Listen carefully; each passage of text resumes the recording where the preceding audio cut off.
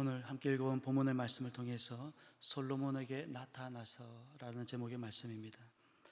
이 본문은 계속해서 역대하 6장의 말씀과 연결선상에서 이해하는 것이 좋을 것 같습니다. 바로 솔로몬의 성전 건축입니다. 역대기의 말씀 중에서는 인물로 말하면 다윗과 솔로몬만큼 중요한 인물은 없습니다. 다른 인물들에 비하면 많은 비중을 차지하고 있으며, 물론 우리가 역사를 거슬러 올라가 보아도 다윗과 솔로몬만큼 화려하게 산 인물도 없습니다.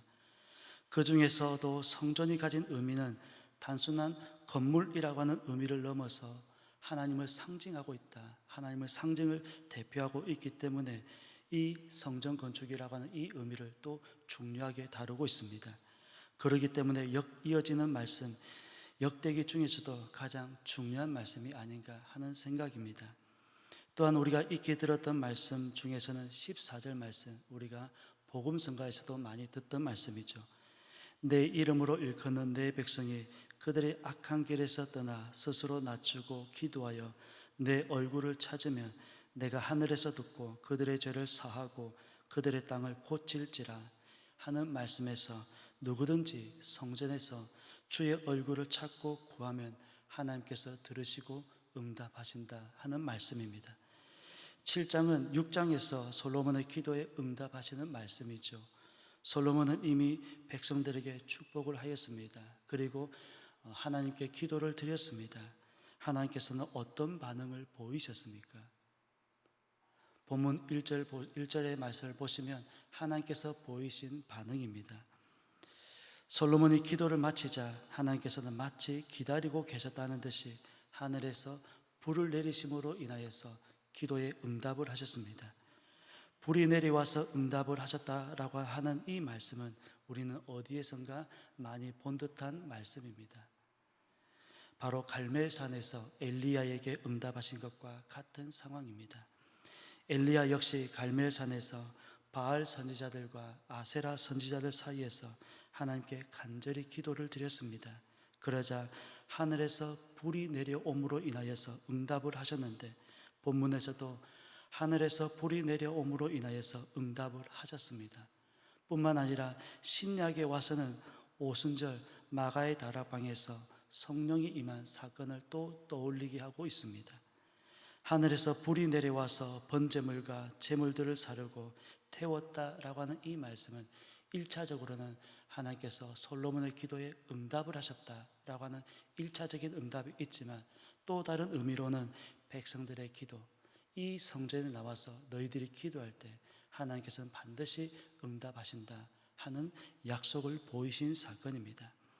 성전은 6장에서도 말씀을 드렸지만 하나님께서 자신의 이름을 두신 곳입니다. 하나님을 상징하는 곳입니다. 그리고 성전은 하나님의 영광으로 가득한 곳입니다. 본문에서는 모든 이스라엘 백성들은 하나님의 임재를 비로소 목격하게 됩니다.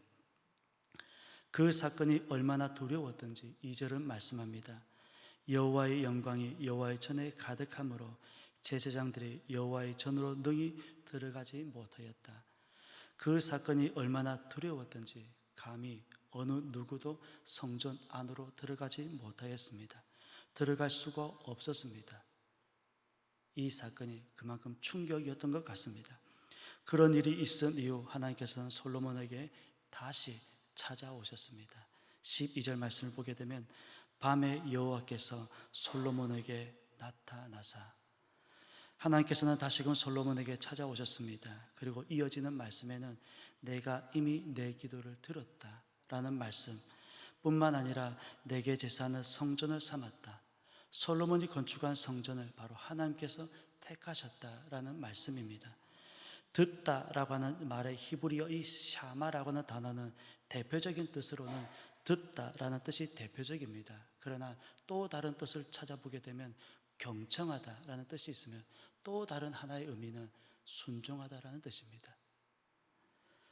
듣는다는 것과 순종은 연관성이 없어 보입니다. 그럼에도 순종하다라고 하는 이 뜻이 있다는 것은, 여러분, 우리는 어떠할 때 순종합니까? 물론 밑도 끝도 없이 순종하라고 말하면 어리둥절합니다. 순종은 들을 때만이 가능합니다. 우리가 하나님의 말씀을 들을 때 순종하는 것과 같습니다. 안 듣는 사람은 순종할 수 없습니다.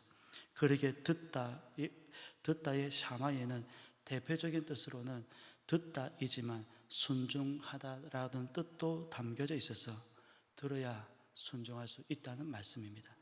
하나님께서는 지금 솔로몬의 기도를 들으셨습니다. 그 증거로 하늘에서 불이 내려와 번제물과 제물들을 태웠으며 그 사건이 있은 이후 하나님께서는 다시금 솔로몬을 찾아오셨습니다. 그렇게 찾아오신 하나님께서는 솔로몬에게 하신 약속이 있습니다.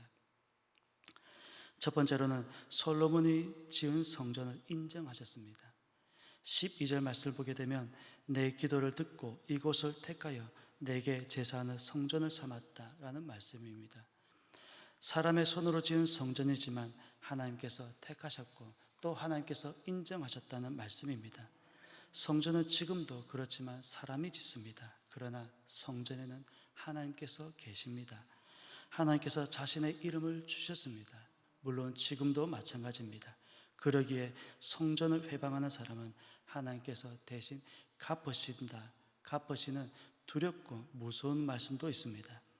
두 번째로는 하나님께서는 백성들의 기도를 들으실 뿐만 아니라 고쳐주시겠다고 말씀하셨습니다. 14절 말씀을 보게 되면 내 이름으로 일컫는 내 백성이 그들의 악한 길에서 떠나 스스로 낮추고 기도하여 내 얼굴을 찾으면 내가 하늘에서 듣고 그들의 죄를 사하고 그들의 땅을 고칠지라. 하나님께서 반드시 고쳐주시겠다고 말씀하셨습니다. 세 번째로는 솔로몬이야말로 하나님께서 세우신, 하나님께서 인정하신 왕이다라는 말씀입니다. 물론 다윗을 이어 왕이 되었을 때는 사람들의 시선 역시 곱지 않았을 것입니다. 그래서 기브온에서 그의 기도를 보게 되면 그는 그 자신을 향해서 나는 아이입니다. 성인임에도 불구하고 자기 자신을 낮추어서 하나님 저는 아이입니다 라는 기도를 하나님께 드렸습니다. 그럼에도 불구하고 하나님께서는 솔로몬에게 지혜로운 마음을 주셔서 솔로몬 전에도 또 솔로몬 후에도 그와 같은 왕은 일어나지 않을 것이다 말씀하셨습니다. 18절 말씀에도 보게 되면 내가 내 나라 왕위를 견고하게 하되 라고 하는 말씀에서 찾아볼 수 있듯이 솔로몬을 세우신 분은 하나님이시다, 하나님 자신이다 라는 말씀입니다. 마지막으로 다른 신들을 섬기거나 경배하게 되면 성전을 또한 거부할 수 있다는 또 말씀입니다. 22절 말씀을 보게 되면 그들이 자기 조상들을 애굽 땅에서 인도하여 내신 자기 하나님 여호와를 버리고 다른 신들에게 붙잡혀서 그것들을 경배하며 섬김으로 여호와께서 이 모든 재앙을 그들에게 내리셨다는 말씀입니다. 이 모든 말씀은 바로 하나님께서 솔로몬에게 찾아오셔서 하신 약속입니다. 하나님께서는 자신의 이름을 두신 곳이라 할지라도 다른 신들을 섬기거나 할 때 약속이 아니라 재앙을 내리신다는 말씀입니다. 비록 약속을 하셨더라도 그들이 하나님과의 약속을 어길 경우는 하나님께서는 성전에서 떠나신다 하는 말씀, 그들은 이미 예루살렘의 멸망을 통해서, 예루살렘 성전의 멸망을 통해서 이미 그들은 확인하게 되었습니다. 하나님께서 솔로몬에게 나타나셔서 약속하신 말씀입니다. 과거에도 그렇지만 지금도 하나님의 말씀에 순종하면 됩니다. 정도를 걸어가면 됩니다. 그렇지 않기 때문에 어려움이 찾아오는 것입니다. 이 새벽 우리는 다시금 하나님의 말씀을 묵상합니다. 하나님의 말씀, 하나님의 약속을 붙들고 오늘 이 새벽도 나아가기를 원합니다. 솔로몬에게 나타나셔서 하셨던 말씀처럼 오늘도 하나님의 약속을 확신하면서 우리에게 주어진 이 믿음의 길, 정도, 순종이라고 하는 이 단어를 생각하면서 오늘 우리에게 주어진 이 하루의 삶, 믿음으로 걸어가는, 승리하면서 살아가는 저와 여러분의 삶이 되시기를 예수님의 이름으로 축복합니다. 기도드리겠습니다. 하나님 감사드립니다. 이 새벽 우리의 단잠을 일깨워 주시고 하루의 첫 시간 하나님과 교제하며 하루를 열게 하여 주시니 감사합니다.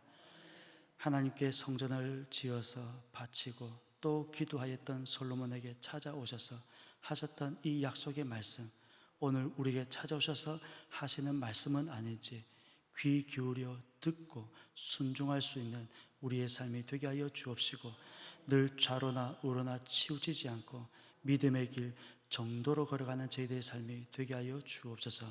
감사드리며 예수님의 이름으로 기도드립니다. 아멘.